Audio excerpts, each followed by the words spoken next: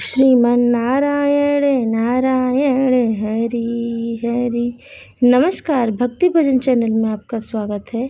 आज हम सुनेंगे पुत्रदा एकादशी व्रत कथा। वर्ष 2023 में 27 अगस्त दिन रविवार को श्रावण मास की पुत्रदा एकादशी मनाई जा रही है।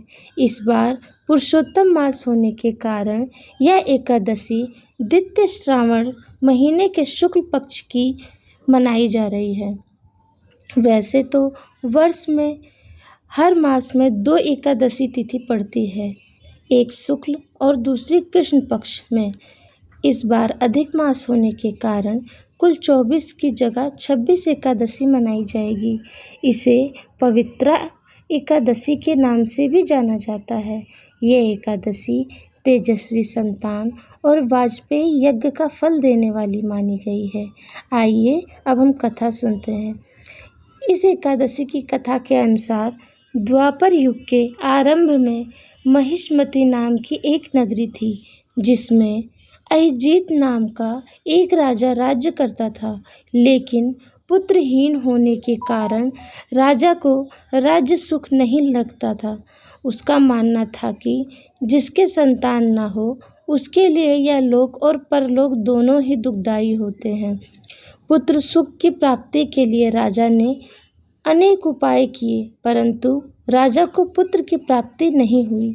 वृद्धावस्था आती देखकर राजा ने प्रजा के प्रतिनिधियों को बुलाया और कहा, हे प्रजाजनों, मेरे खजाने में अन्न से उपार्जन किया हुआ धन नहीं है, न मैंने कभी देवताओं तथा ब्राह्मणों का धन छीना है। किसी दूसरों की धरोहर भी मैंने नहीं ली है। प्रजा को पुत्र के समान पालता रहा। मैं अपराधियों को पुत्र तथा बांधवों की तरह दंड देता रहा। कभी किसी से घृणा नहीं की, सबको समान माना है। सज्जनों की सदा पूजा करता हूँ। इस प्रकार धर्मयुक्त राज्य करते हुए भी मेरे पुत्र नहीं हैं, सो मैं अत्यंत दुख पा रहा हूँ। इसका क्या कारण है?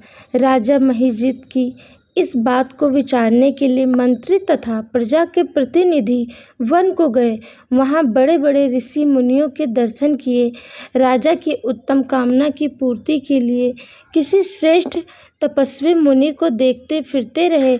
एक आश्रम में उन्होंने एक अत्यंत वयोवृद्ध धर्म के ज्ञाता बड़े तपस्वी, परमात्मा में मन लगाए हुए, निराहार, जितेंद्रिय, जित आत्मा, जित क्रोध, सनातन धर्म के गूढ़ तत्व को जानने वाले, समस्त शास्त्रों के ज्ञाता महात्मा लोमश मुनि को देखा, जिनका कल्प के व्यतीत होने पर एक रोम गिरता था। सबने जाकर ऋषि को प्रणाम किया। उन लोगों को देखकर मुनि ने पूछा कि आप लोग किस कारण से आए हैं? निस्संदेह मैं आप लोगों का हित करूँगा। मेरा जन्म केवल दूसरों के उपकार के लिए हुआ है, इसमें संदेह मत करो।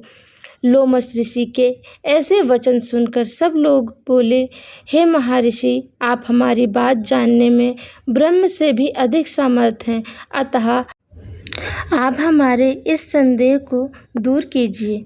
महिष्मतिपुरी का धर्मात्मा राजा महिजीत प्रजा का पुत्र के समान पालन करता है, फिर भी वह पुत्रहीन होने के कारण दुखी है।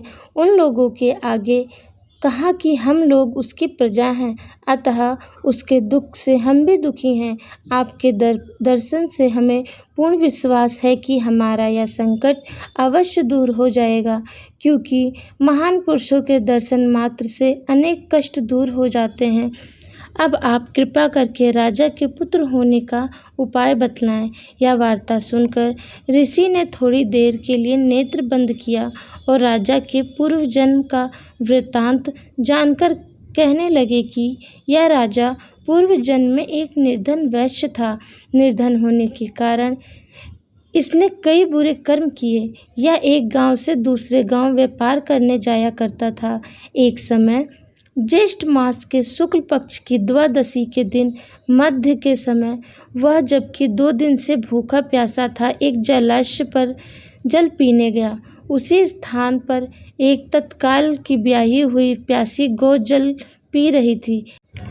राजा ने उस प्यासी गाय को जल पीते हुए हटा दिया और स्वयं जल पीने लगा।